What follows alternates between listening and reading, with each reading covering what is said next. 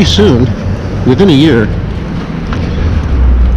a co-op food market will rise on what is now a vacant lot here on the 200 block of East Broad Street in Bethlehem. And that's pretty significant. Why?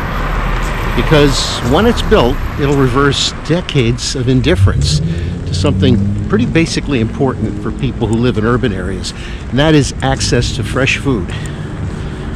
There hasn't been a new grocery store built in downtown Bethlehem for many, many years. But that wasn't always the case, because at one time, downtown was served by many grocery stores. Bethlehem has changed a lot over the years, especially in the years following World War II.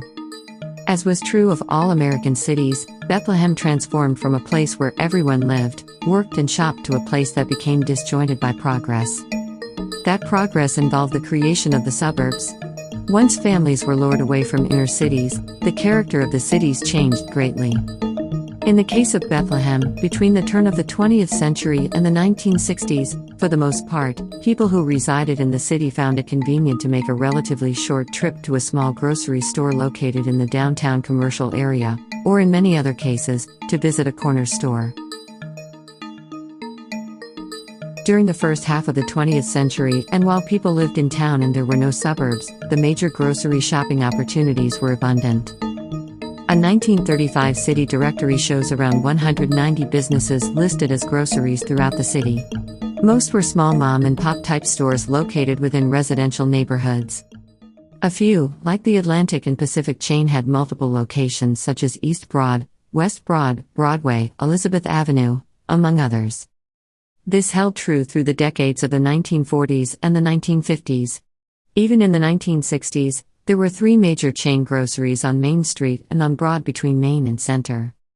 Food Fair occupied the arcade at 81 West Broad, A&P had a store on East Broad at Long Street, and Penfruit Acme had a small shop on Main Street. There was also the Mohican Market at Broad and Getter. On the south side, in addition to scores of smaller corner stores, there was the Grand Central Municipal Market at 3rd Street. This building had a dozen or more stalls where produce, dairy, and seafood was available. The south side also had an Acme on East 4th and one at Wyandotte Street. There was a food fair on Montclair Avenue as well. From this peak of grocery service, the decline was swift and complete. Customers were lured away. The more affluent citizens bought homes in the remote areas, and the businesses followed the money. Left behind for the most part were the poor, the elderly, and minorities.